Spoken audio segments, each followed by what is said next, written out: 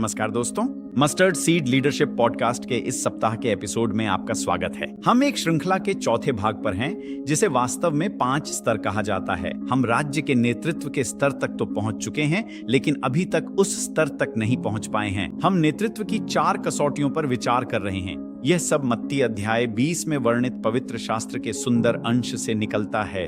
यीशु अपने शिष्यों से बात कर रहे हैं, उन्हें नेतृत्व का प्रशिक्षण दे रहे हैं। तो इससे पहले कि वह आपके नेतृत्व को विकसित करने के इन स्तरों का वर्णन करें, परमेश्वर के राज्य में वह इन 4 परीक्षाओं को समझाते हैं। पहली परीक्षा थी महिमा की परीक्षा, दूसरी थी दुख सहने की परीक्षा। पिछले सप्ताह हमने आत्म जागरूकता की परीक्षा और आज मैं जिस पर चर्चा करने जा रहा हूं उस पर विचार किया था। मैंने इसे मत्ती अध्याय 20 पद 23 और 24 में अपराध की परीक्षा कहा है। यीशु ने उनसे कहा, तुम सचमुच मेरे प्याले में से पियोगे, लेकिन मेरे दाएं या बाएं बैठना मेरे अधिकार में नहीं है कि मैं दूं।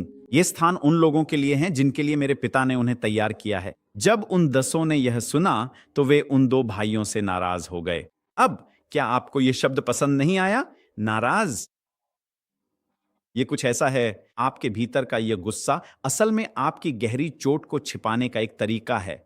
नाराज होने का मतलब है अंदर से आहत होना, पर आप बस अन्याय जता रहे हैं। यह बिल्कुल सही नहीं है। मेरा मतलब है, वे शायद इसलिए नाराज थे क्योंकि याकूब और यूहन्ना ने यीशु के दाएं और बाएं बैठने की बात कही थी और वे शायद सोच रहे थे, हमने ऐसा क्यों नहीं सोचा। तो आहत होना तब होता है जब आपको लगता है कि आपके साथ कोई अन्याय हुआ है और किसी न किसी तरह आपको लगता है कि नैतिक रूप से आप ऊंचे हैं और यह सही नहीं है। और आहत होना जायज लगता है क्योंकि कोई अन्याय हुआ है।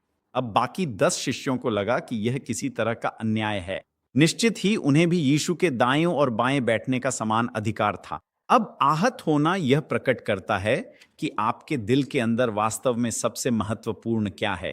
जैसे कि क्या यह आपके अधिकार हैं या वास्तव में यह परमेश्वर की इच्छा है? कौन सा अधिक महत्वपूर्ण है?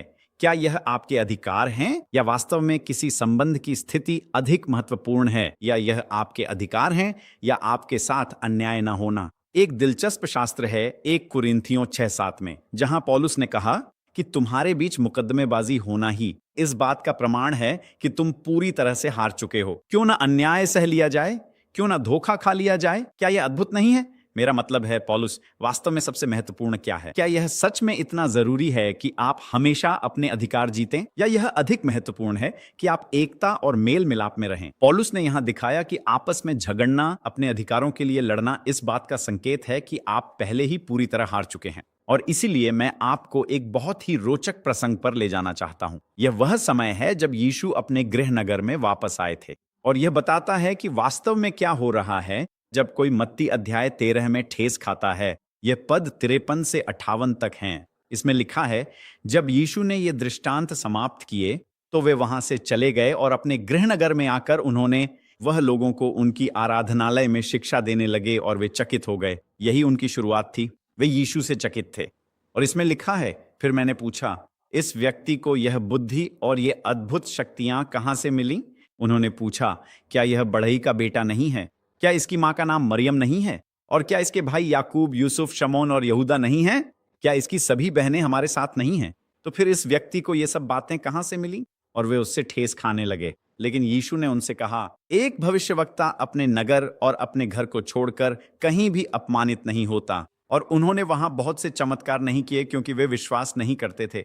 मेरा मतलब है, ये तो अजीब था। वे यीशु से चकित होने से इतने कम समय में यीशु से ठेस खाने तक कैसे पहुंच गए? कुछ बातें हैं जिन पर मैं आपका ध्यान आकर्षित करना चाहता हूं। 6 त्वरित बातें। पहली बात, ठेस खाना उस अनिच्छा के बारे में है जिसमें हम किसी की उपलब्धि का जश्न नहीं मनाते, किसी और की सफलता या सम्मान का, या दूसरों को अपने से ऊपर सम्मान देने का। असल में यही हो रहा है। जब हम इसलिए ठेस खाते हैं क्योंकि किसी और को श्रेय मिल रहा है या महिमा या सम्मान मिल रहा है जो हमें लगता था कि हमें मिलना चाहिए था, वो तो हमारा ही एक है, तो फिर उसे इतनी सारी प्रशंसा और महिमा क्यों मिल रही है? यही यीशु के साथ हो रहा था। इसी वजह से वे ठेस खा रहे थे। दूसरी बात, ठेस तर्कों पर आधारित होती है। हम ऐसे तर्क बनाते हैं ताकि अपनी असुरक्षा, अयोग्यता या हीनता की भावना को सही ठहरा सकें। ध्यान दें, वहां 5 सवाल हैं। क्या वह नहीं? क्या वह हमारा ही एक नहीं है? क्या उसका परिवार यहाँ नहीं है? क्या हमने उसे बड़ा होते नहीं देखा? और उन 5 सवालों के जरिए जो वे पूछते हैं, हम देखते हैं कि कैसे उनका मन अन्याय के बारे में एक तार्किक तर्क बना रहा था।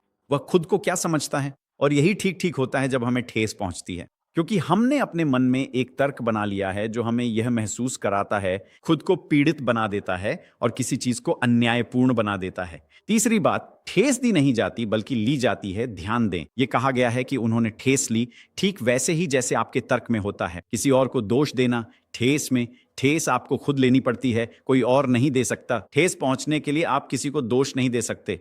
आपने इसे स्वीकार किया क्योंकि आपको लगा आप इसके हकदार हैं। यह अहम बात है। ठेस दी नहीं जाती, आप खुद उसे लेते हैं। आपको इस बात की जिम्मेदारी लेनी होगी कि हम ठेस पहुंचने का निर्णय खुद लेते हैं। चौथी बात, यीशु ने ठेस को तुलना से जोड़ा। यह बहुत महत्वपूर्ण है।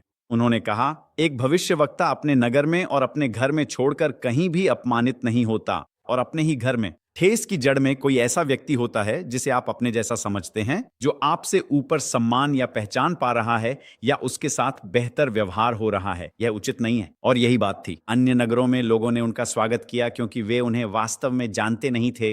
यहाँ अपने ही नगर में वे खुद की तुलना कर रहे थे। वह हमारे जैसा है, वह हमारे साथ बड़ा हुआ है, उसे पहचान क्यों मिल रही है, उसे महिमा क्यों मिल रही है। यही तुलना थी जिससे ठेस पहुंची। सबसे पहले यीशु प्रकट करते हैं कि ठेस की जड़ विश्वास की कमी है।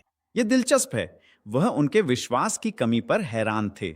देखिए, जो हो रहा है वह यह है कि हमें परमेश्वर की भलाई पर विश्वास नहीं है। यह अनुचित है। हमें परमेश्वर के न्याय पर विश्वास नहीं है। हमें विश्वास नहीं है कि बढ़ावा देना परमेश्वर का ही काम है। हमें विश्वास नहीं है कि परमेश्वर के समय में वह हमें वह पहचान देगा जिसकी हमें आवश्यकता हो सकती है। असल में यह विश्वास की कमी है, परमेश्वर के खिलाफ कुड़कुड़ाना है। यह अनुचित क्यों है? और अंत में छठा, यीशु दिखाते हैं कि ठेस अविश्वास का कार्य है जो हमारे जीवन में परमेश्वर की शक्ति के कार्य करने के द्वार को बंद कर देता है। यही विश्वास की कमी है। यही ठेस जो विश्वास की कमी थी जिसने यीशु को चमत्कार करने से रोका।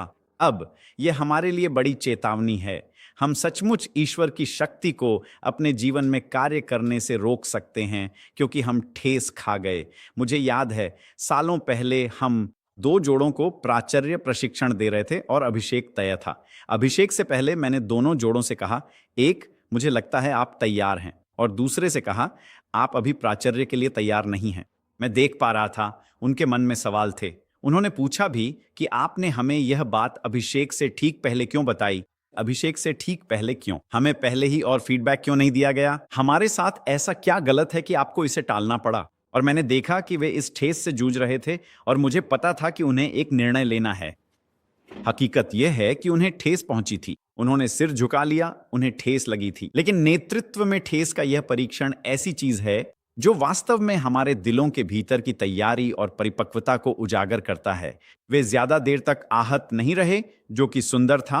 उन्होंने परमेश्वर के पास जाकर अपनी ठेस को लिया, उसे स्वीकार किया और फिर उसे परमेश्वर को सौंप दिया। और उन्होंने अपना सिर उठाया और उन्होंने जरूरी चीजों पर काम किया और फिर उन्हें मुक्त किया गया और प्राचार्य के लिए अभिषिक्त किया गया।